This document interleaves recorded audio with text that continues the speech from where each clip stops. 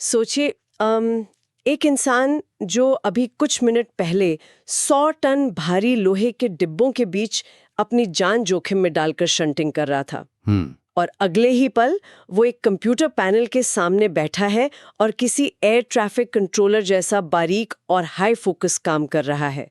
सुनने में अजीब लगता है ना? बिल्कुल। काफी अजीब है। मतलब क्या कोई एक व्यक्ति इतनी तेजी से शारीरिक और मानसिक गियर बदल सकता है? आज की हमारी इस खास पड़ताल में हम इसी सवाल का जवाब ढूंढेंगे। स्वागत है आप सभी का इस नई गहरी चर्चा में। आज हमारे पास रेलवे के कुछ आंतरिक दस्तावेज और ड्यूटी चार्ट्स का एक पूरा स्टैक है। हाँ, और ये दस्तावेज बहुत कुछ कहते हैं। सही कहा। और हम रेलवे के उस गुमनाम हीरो की बात कर रहे हैं जिसे पॉइंट्समैन कहा जाता है। आज का हमारा मिशन सिर्फ एक जॉब प्रोफाइल पढ़ना नहीं है, बल्कि ये समझना है कि जब से रेलवे ने ग्राउंड लेवल के 4 अलग-अलग पदों को आपस में मिला दिया है, मतलब मर्ज कर दिया है, तो जमीनी हकीकत कितनी बदल गई है। और ये समझना वाकई बहुत जरूरी है, क्योंकि जब हम ट्रेन में सफर कर रहे होते हैं तो हमारा ध्यान सिर्फ स्टेशन की बिल्डिंग या ट्रेन की स्पीड पर होता है। बिल्कुल, हम बाहर ही देखते हैं ज्यादातर। हाँ, लेकिन हमारे सामने जो दस्तावेज हैं वो उस इंसान की कहानी बताते हैं जिस पर आपकी और मेरी सुरक्षा का असली दारोमदार है। आगे बढ़ने से पहले मैं ये साफ कर दूं कि आज हम जो भी बात करेंगे वो पूरी तरह से इन आधिकारिक दस्तावेजों और ड्यूटी मैनुअल्स पर आधारित होगी। एकदम सही। हम यहाँ किसी की साइड नहीं ले रहे हैं, ना ही कोई एजेंडा सेट कर रहे हैं। हमारा फोकस सिर्फ उन फैक्ट्स पर है जो हमारे सामने हैं, ताकि हम समझ सकें कि रेलवे सेफ्टी का ये पूरा सिस्टम जमीन पर कैसे काम करता है। बिल्कुल। तो चलिए सीधे मुद्दे पर आते हैं। दस्तावेजों के हिसाब से इस पद का आधिकारिक नाम अब पॉइंट्समैन या track maintainer grade 4 operating site हो गया है। हाँ, यही नाम है। सच कहूं तो सुनने में ये नाम बहुत ही बेसिक लगता है, जैसे कोई ऐसा व्यक्ति जिसका काम बस ट्रैक के किनारे खड़े होकर झंडी हिलाना हो। मतलब बचपन से हम यही देखते आए हैं ना। हाँ, हरी झंडी दिखा दी, लाल झंडी दिखा दी। वही तो, क्या आज भी काम बस इतना ही है? देखो, झंडी दिखाना काम का एक हिस्सा जरूर है, लेकिन ये कहानी का शायद सिर्फ 10% है। अगर हम सिर्फ पॉइंट्समैन वाले मूल काम की ही बात करें तो सबसे अहम काम होता है ट्रैक बदलना, जिसे पॉइंट सेटिंग कहते हैं। रुको, लेकिन क्या ट्रैक बदलने का काम अब ऑटोमेटिक नहीं हो गया है? मतलब बटन दबाया और ट्रैक चेंज हो गया, इसके लिए मैनुअल काम की क्या जरूरत है? ज्यादातर बड़े स्टेशनों पर ये ऑटोमेटिक है, मोटर से चलता है। लेकिन रेलवे का नेटवर्क बहुत विशाल है। आज भी हजारों छोटे स्टेशन और यार्ड हैं जहां ट्रैक को हाथ से भारी लीवर खींचकर बदलना पड़ता है। अच्छा, हाथ से? हाँ, और जहां सिस्टम ऑटोमेटिक है वहां भी अगर कोई तकनीकी खराबी आ जाए तो पॉइंट मोटर को हाथ से क्रैंक करके सेट करना पड़ता है। ओए होए। और ये कोई मामूली बात नहीं है। स्टेशन मास्टर सिर्फ आदेश देता है कि ट्रेन नंबर फलां को लाइन नंबर 3 पर लेना है, लेकिन जमीन पर जाकर ये पक्का करना कि पटरियां सच में लाइन नंबर 3 के लिए लॉक हो गई हैं, ये पॉइंट्समैन का ही काम है। 1 मिलीमीटर का भी गैप रह गया तो ट्रेन डीरेल हो सकती है। ओह, मतलब स्टेशन मास्टर के आदेश का एग्जीक्यूशन पूरी तरह इसी एक इंसान पर है। मैं तो सोच रही थी कि मास्टर जी ही सब करते हैं। बिल्कुल। और दस्तावेजों में एक और बहुत ही तकनीकी शब्द का जिक्र है, फाउलिंग मार्क, चेक करना। ये ड्यूटी का एक बहुत बड़ा हिस्सा है। फाउलिंग मार्क, ये क्या होता है? कोई निशान होता है क्या पटरियों पर? हाँ, इसे आप एक बहुत ही क्रिटिकल सेफ्टी लाइन समझ सकते हैं। एक आसान उदाहरण से समझाता हूँ। मान लीजिए आप अपनी कार पार्किंग से निकालकर सड़क पर ला रही हैं। ठीक है। अगर आपकी कार का बम्पर पार्किंग से थोड़ा बाहर सड़क की तरफ निकला रह जाए तो पीछे से आने वाली गाड़ी उससे टकरा जाएगी, है ना? हाँ बिल्कुल, साइड स्वाइप हो जाएगा। बस यही चीज ट्रेनों के साथ होती है। जहां 2 पटरियां आपस में मिलती हैं वहां एक सफेद रंग का सीमेंट का ब्लॉक रखा होता है जिसे फाउलिंग मार्क कहते हैं। अच्छा, वो सफेद वाला ब्लॉक। हाँ, पॉइंट्समैन को ये मैन्युअली जाकर चेक करना होता है कि जो ट्रेन लाइन पर खड़ी है उसका आखिरी डिब्बा उस फाउलिंग मार्क के अंदर ही हो। अगर डिब्बा उस मार्क से 1 इंच भी बाहर हुआ तो दूसरी लाइन से गुजरने वाली पूरी की पूरी एक्सप्रेस ट्रेन उससे टकरा सकती है। बाप रे। रात के अंधेरे में, बारिश में, टॉर्च की रोशनी में ये पक्का करना पॉइंट्समैन की जिम्मेदारी है कि ट्रैक पूरी तरह से फाउल फ्री है। मैं तो हैरान हूँ सुन के। मतलब स्टेशन के अंदर ट्रेन की सुरक्षित एंट्री और एग्जिट का पूरा रिस्क पॉइंट्समैन के कंधों पर है। और ये तो सिर्फ पारंपरिक काम है। असली कहानी तो तब शुरू होती है जब हम इन दस्तावेजों में हुए सबसे बड़े बदलाव को देखते हैं। अब पॉइंट्समैन सिर्फ पॉइंट्समैन नहीं रहा। हाँ, मैंने भी नोट्स में देखा था। इसमें लिखा है कि शंटमैन के पद का विलय यानी मर्जर पॉइंट्समैन में कर दिया गया है। बिल्कुल। थोड़ा ऐसे क्लियर करते हैं। शंटिंग का मतलब तो ट्रेनों के डिब्बों या वैगन्स को जोड़ना और अलग करना होता है ना, जो यार्ड में होता है। सही कहा। और यही वो जगह है जहां इस नौकरी का रिस्क फैक्टर आसमान छूने लगता है। पहले शंटमैन नाम का एक बिल्कुल अलग पद होता था। उनका काम सिर्फ यार्ड में गाड़ियों को जोड़ना तोड़ना होता था।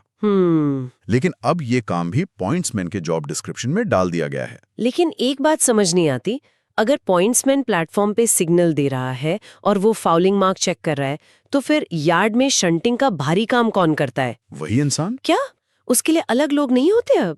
यही तो इस डीप डाइव का सबसे हैरान करने वाला पहलू है। अलग लोग नहीं होते। जो व्यक्ति अभी प्लेटफॉर्म पर झंडी दिखा रहा था, उसे ही अब भागकर यार्ड में जाना पड़ता है। अरे, और शंटिंग का काम कितना खतरनाक है, इसका अंदाजा लगाना आम लोगों के लिए मुश्किल है।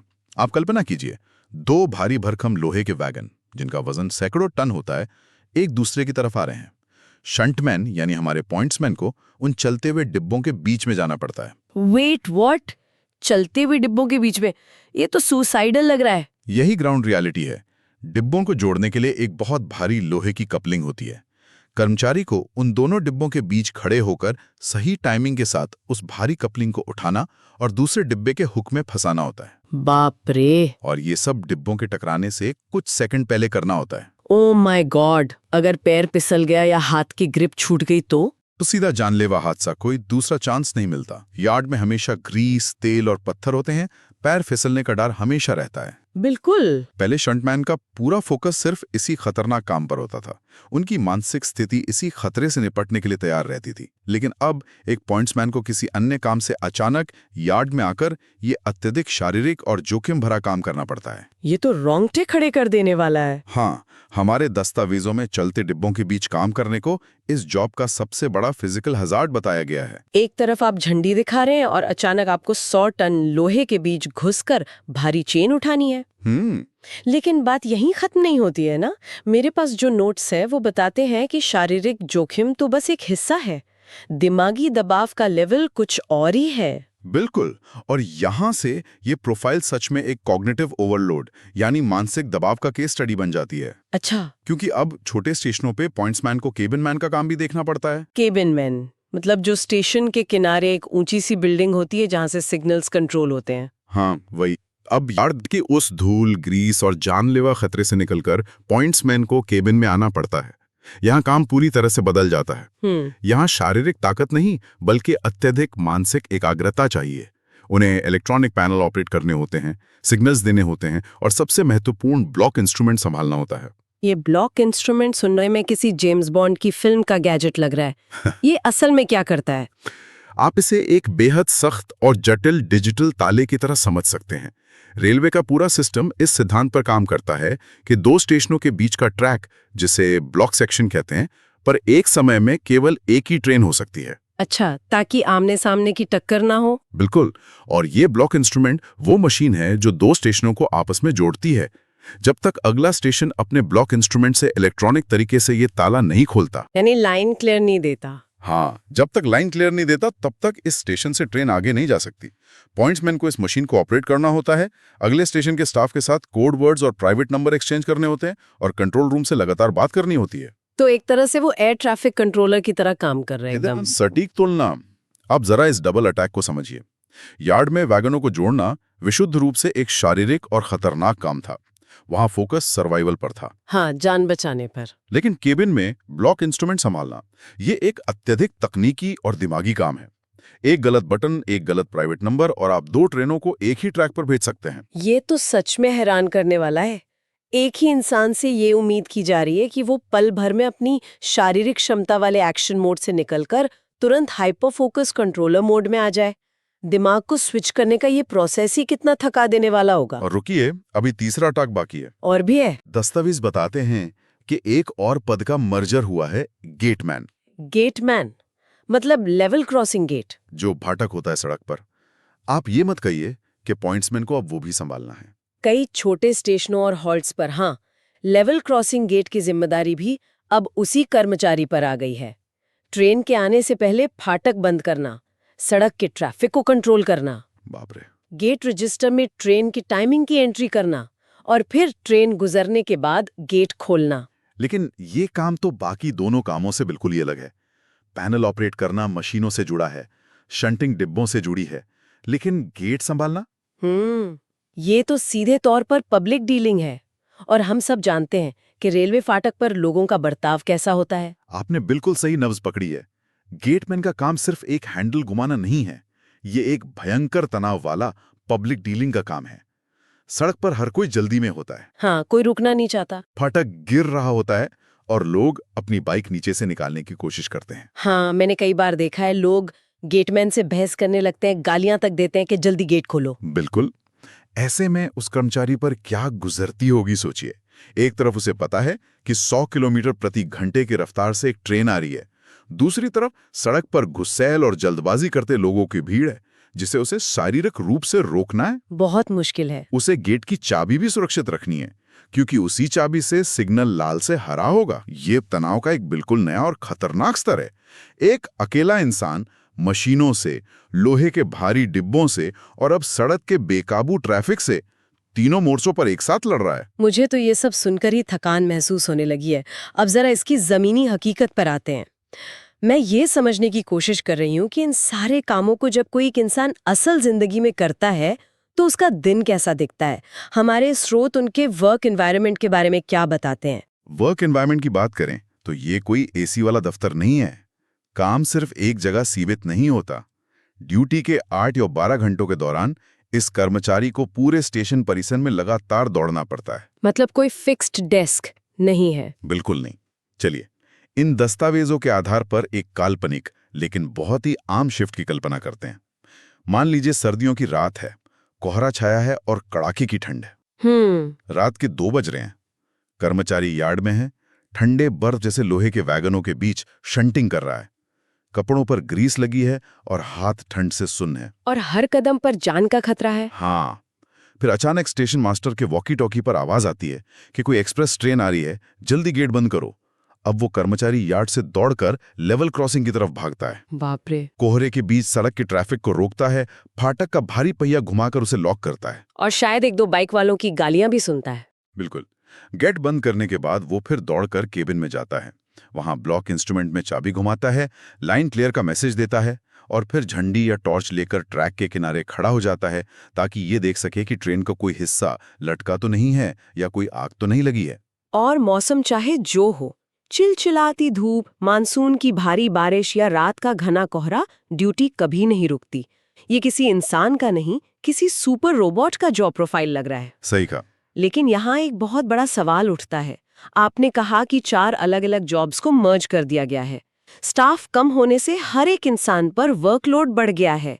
तो क्या इन दस्तावेजों में कहीं इस बात का जिक्र है कि जिम्मेदारी और रिस्क के हिसाब से इनकी सैलरी या ग्रेड पे में भी कोई बड़ा उछाल आया है? यहाँ आकर इस पूरी चर्चा का सबसे कड़वा सच सामने आता है। हमारे सामने मौजूद डेटा बहुत स्पष्ट रूप से रेखांकित करता है कि इन सभी पदों के मर्जर और जिम्मेदारियों के कई गुना बढ़ जाने के बावजूद कर्मचारी के मूल वेतन या ग्रेड पे में कोई बहुत बड़ा बदलाव या अंतर नहीं आया है। आप मजाक कर रहे हैं? मतलब काम 4 गुना हो गया, फिजिकल रिस्क बढ़ गया, मेंटल स्ट्रेस बढ़ गया, लेकिन पैसा लगभग वही है। जी हाँ, दस्तावेज बताते हैं कि सिस्टम को ऑप्टिमाइज करने के नाम पर मल्टीटास्किंग तो लागू कर दी गई, लेकिन उस अनुपात में मुआवजे का ढांचा नहीं बदला गया। ये तो बहुत नाइंसाफी है। आज का पॉइंट्समैन एक हाइब्रिड कर्मचारी है। वो शंटमैन की शारीरिक ताकत भी लगा रहा है, केबिनमैन का तकनीकी दिमाग भी इस्तेमाल कर रहा है और गेटमैन का धैर्य भी दिखा रहा है। लेकिन सिस्टम के कागजों में वो आज भी वही बेसिक ट्रैक मेंटेनर ग्रेड 4 है। ये तो बहुत ही विडंबना वाली बात है। हम हमेशा सुनते हैं कि रेलवे का आधुनिकीकरण हो रहा है, नई चमकती हुई ट्रेनें आ रही हैं, बड़े-बड़े कंट्रोल रूम बन रहे हैं। लेकिन जमीन पर जो इंसान इस पूरे सिस्टम को सच में चला रहा है, उसकी हालत देखकर तो लगता है कि उसे बस टेक फॉर ग्रांटेड ले लिया गया है। और यही वो मानवीय पहलू है जो अक्सर इन भारी भरकम ड्यूटी मैनुअल्स और तकनीकी फाइलों के बीच दबकर रह जाता है। हम स्टेशन की भव्य इमारतों की तारीफ करते हैं, लेकिन ये भूल जाते हैं कि अगर जमीन पर वो एक इंसान, वो पॉइंट्समैन अपना काम 99% सटीकता से भी करे और 1% की चूक हो जाए तो भयानक हादसा हो सकता है। तो पूरा सिस्टम ताश के पत्तों की तरह ढह सकता है। रेलवे की सुरक्षा का असली एंकर वही है। इस पूरी बातचीत से एक बात तो पूरी तरह से साफ हो गई है। आज का पॉइंट्समैन अब कोई मामूली झंडी दिखाने वाला कर्मचारी नहीं है। वो एक ऐसा मल्टीटास्कर बन गया है जिसे हर मोर्चे पर परफेक्शन देना ही होता है, चाहे परिस्थितियां कितनी भी मुश्किल क्यों ना हो। बिल्कुल। हमने समझा कि कैसे पदों के इस विलय ने काम की पूरी परिभाषा बदल दी है, कैसे वो हर मौसम की मार झेलता है और कैसे वो शारीरिक खतरे और मानसिक दबाव के बीच लगातार झूलता रहता है, और वो भी बिना किसी बड़े आर्थिक प्रोत्साहन के। बिल्कुल।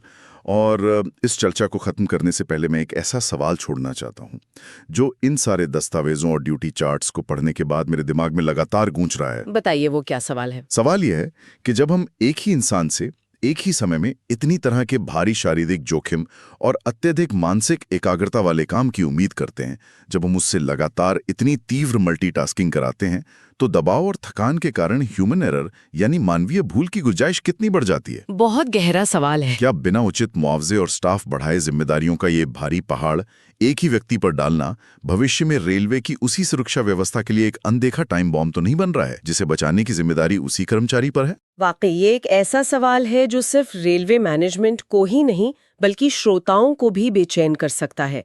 क्या हम सेफ्टी की कीमत पर एफिशिएंसी खरीद रहे हैं? ये सोचने वाली बात है। तो आज के इस डीप डाइव में इतना ही। हम उम्मीद करते हैं कि अगली बार जब आपकी ट्रेन किसी स्टेशन से गुजरेगी और आप ट्रैक के किनारे किसी कर्मचारी को झंडी या टॉर्च लिए खड़े देखेंगे, तो आप समझ पाएंगे कि उस वर्दी के पीछे कितनी जिम्मेदारियां और कितने खतरे छिपे हैं। हमारे साथ जुड़ने के लिए बहुत बहुत शुक्रिया। सुरक्षित रहें, सतर्क रहें।